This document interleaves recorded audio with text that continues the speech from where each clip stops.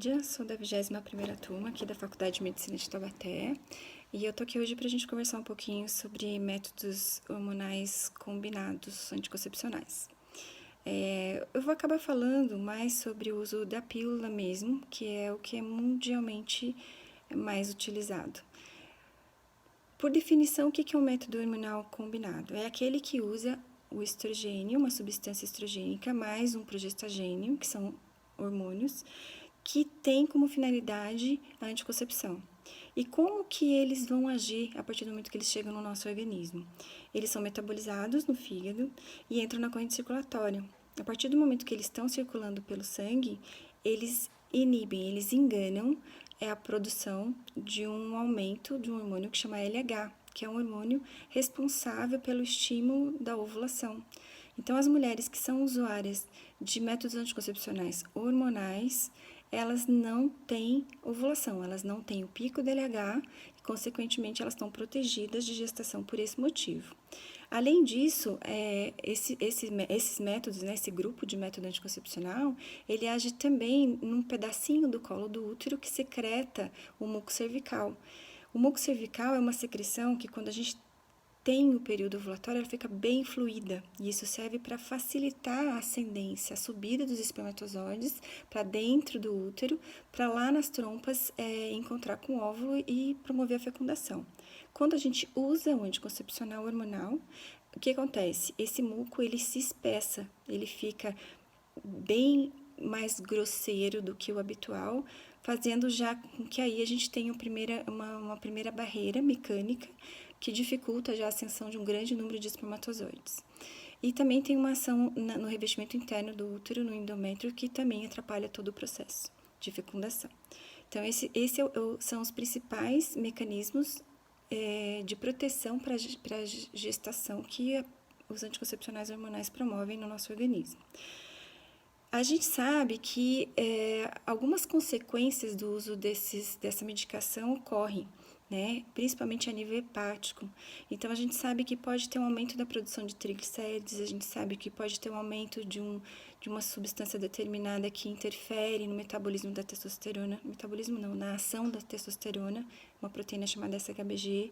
A gente sabe que pode ter um impacto negativo nos níveis de pressão de algumas mulheres, né? Então, é importante a gente ver com mais carinho as pacientes que são hipertensas para estar pensando em uso de pílula. Mas a gente tem que, quando a gente avalia risco-benefício, a gente, desde que selecionando bem a paciente, a gente consegue fazer com que os benefícios prevaleçam, tá?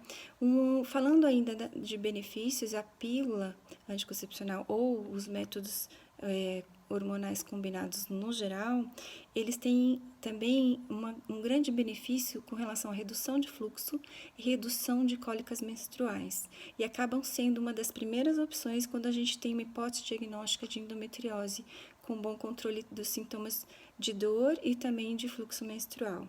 Para as mulheres que sofrem muito com TPM, pode ter também um auxílio, porque a partir do momento que ele não deixa as oscilações hormonais acontecerem, eles também acabam ajudando indiretamente os sintomas pré-menstruais, tá? Então, desde que você selecione bem a sua paciente, você converse bem e você seja uma candidata bem selecionada para o uso desse grupo de medicações, você acaba tendo muito mais benefícios do que possibilidade de malefícios.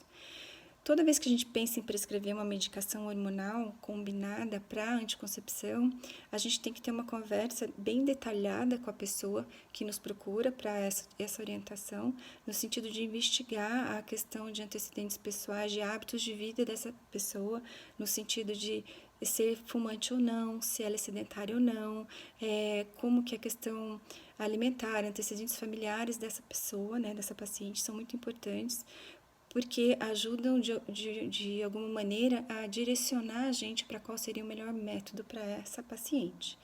É muito comum quando a gente vai prescrever a pílula, a gente ter algumas dúvidas. E assim, eu vou colocar algumas aqui, porque talvez sejam algumas dúvidas que existam, né? Então, talvez já ajude de alguma maneira. Então, assim, uma das primeiras que a gente escuta é assim, Eu já uso pílula há vários anos. Eu preciso dar pausa, dar um descanso para o meu corpo, porque eu já uso a pílula há vários anos. Na verdade, hoje a gente sabe que esse descanso não é necessário. Ele foi necessário há bastante tempo atrás, quando a gente fazia uso de pílulas de maior concentração hormonal, maior concentração de estrogênio, principalmente. Mas hoje, com as pílulas que a gente tem no mercado, não tem necessidade nenhuma de você dar descanso da pílula, tá? Então, mesmo que você use já há alguns anos, a pílula estando bem adaptada, você pode seguir tranquilamente, sem necessidade de descanso, tá? Então, essa é uma dúvida relativamente frequente. Segunda dúvida, eu preciso fazer algum exame para saber se meu risco de trombose para usar a pílula é maior? Não é preconizado a gente fazer nenhum tipo de pesquisa de trombose em pacientes que não têm história familiar para isso. A gente sabe que o exame, além do custo muito alto, ele vindo negativo não te isenta da possibilidade de ter o problema. Então, o interessante é você avaliar a questão de contexto e qualidade de vida e cuidados com a saúde que a paciente tem e contraindicações para o uso da pílula, é muito melhor você fazer isso do que você pedir algum exame específico. Não tem indicação nenhuma até o momento preconizada para a gente pedir como rotina rastreamento de trombose, de pesquisa de trombose para paciente que é usuário de anticoncepcional. Outra pergunta. Eu estou usando pílula já há alguns anos e quando eu parar eu vou ter dificuldade para engravidar? A princípio, não terá dificuldade para engravidar, desde que você pare antes dos 40 anos, né, o uso da pílula, porque depois dos 40, naturalmente, a gente já tem uma diminuição da fertilidade. Então, esse é um ponto que é bem interessante ficar tranquila, porque o tempo de uso de pílula não tem a ver com a facilidade ou dificuldade para a gestação quando você parar. A gente sabe até que teria um certo benefício nas pacientes que possivelmente tivessem alguma endometriose incipiente ou alguma endometriose instalada com quadro clínico, mas sem diagnóstico histológico, porque isso ajudaria a manter a doença sob controle e isso teria um impacto positivo sobre a fertilidade quando ela suspender o uso do anticoncepcional. Então, não interferiria. Outra dúvida, a pílula vai mudar minha libido? Vai mudar a minha vontade de ter relação sexual? Então, a pílula pode ter um impacto na produção de uma proteína no fígado chamada de SHBG. Essa proteína, quando ela está aumentada, circulando no sangue, o que ela faz? Ela vai lá e ela se liga à testosterona livre, que é um hormônio masculino que as mulheres têm também, uma quantidade menor que os homens, mas que tem ou pode ter uma ligação com a libido. Então, para algumas mulheres, dependendo do tipo da pílula que você está usando, ela pode ter um efeito não tão bom na libido. Então, é uma coisa que vale a pena avaliar, tá? Outra pergunta. Vou engordar quando eu tomar pílula? Depende. A princípio, literatura, os estudos não mostram ganho de peso significativo, mas para algumas mulheres, na prática, a gente acaba vendo que isso acontece. Por que acontece? Tem muito a ver com o estilo de vida, então o sedentarismo hoje, realmente ele é prevalente, então é interessante se você usa a pílula, vai estar pensando em começar a usar, você deixar de ser sedentária, tem que movimentar, tá? Então isso é importante. Segundo ponto, a gente pode ter um pouquinho mais de retenção hídrica, dependendo da progesterona e dose que você está usando, e isso favorece ganho de peso na balança, né? E favorece também o aparecimento de celulites. Então, tem muito a ver com a questão da falta de atividade física e também com a questão alimentar. Então, se você tem essa questão, a preocupação com essa questão, peso, celulite, parte estética, é interessante estar associando, se é que você já não associa, a uma dieta mais orientada, hidratação e atividade física regular, tá? Mas dependendo da pessoa, pode ter um impacto mais significativo nessa parte. Outra pergunta, tem pacientes que mesmo dando a pausa na pílula, tomando a pílula de maneira tradicional, elas acabam não tendo fluxo menstrual.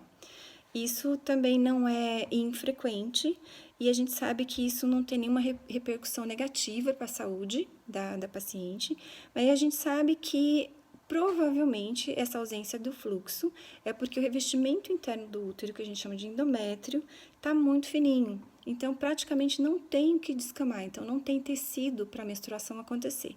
Então, algumas pacientes acabam não tendo fluxo na pausa, e isso não é nenhum prejuízo, desde que todos os exames que possam interferir nesse sentido estejam em ordem, tá?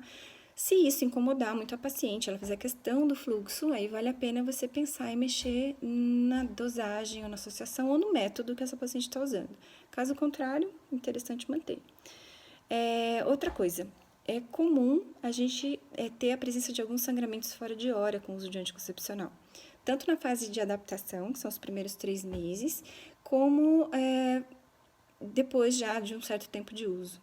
Os escapes, eles não comprometem o efeito anticoncepcional desde que a paciente tenha tomado a pílula regularmente e não tenha usado nenhuma medicação que pudesse interferir, né, no efeito do anticoncepcional. Então, checar esses fatores ou outros que possam interferir na absorção, tipo alguma gastroenterolite, alguma virose que promoveu diarreia ou vômito. Se nada disso aconteceu, esses escapes não interferem na fertilidade, é só seguir tomando, normalmente se resolvem espontaneamente, tá? Outra dúvida, antibiótico corta o efeito do anticoncepcional? A princípio, não. As medicações que comprovadamente cortam o efeito de anticoncepcional são algumas medicações anticonvulsivantes. O topiramato, que é uma medicação que é usado, hoje em dia é bastante usado para enxaqueca, interfere. E, na dúvida de medicações que possam interferir, a orientação é usar método adicional, método de barreira, para não ter nenhuma dúvida com relação a você estar protegido ou não, tá? E outra dúvida é se o álcool interfere também no efeito do anticoncepcional. A princípio, o álcool não interfere e só não dá PT, né? Exagerar no álcool e aí o nível sérico do anticoncepcional não acontece porque ele não é absorvido, porque a parte gástrica está toda alterada, ou então ele é vomitado mesmo, e aí acaba que a gente não tem o nível sérico para fazer o bloqueio do pico do LH, tá? Então, assim, tudo isso que eu falei relacionada à pílula, mas isso tudo que eu falei, dos prós, dos contras, das dúvidas, elas valem também para o adesivo, que é o transdérmico, tá? Porque ele também é uma associação hormonal combinada, e valem também para o anel vaginal, que também é uma associação de hormônios que a única diferença é como eles chegam no nosso organismo. Um vai ser absorvido pela pele, o outro vai ser absorvido pela mucosa vaginal e tem ainda a opção do injetável, que pode ser, a gente tem algumas associações, mas os combinados, eles são sempre mensais. Existe uma opção trimestral, mas aí não é combinada, é progestagênio isolado, tá? Então, tudo isso que a gente conversou hoje, essa pincelada geral que eu falei, ela diz respeito aos anticoncepcionais hormonais combinados, independente da via de administração, tá? E depois a gente dá uma conversada só dos progestagênios e a gente dá uma conversada sobre DIU também, mas eu estou à disposição para qualquer dúvida ou qualquer outro tipo de orientação, certo? Obrigadão.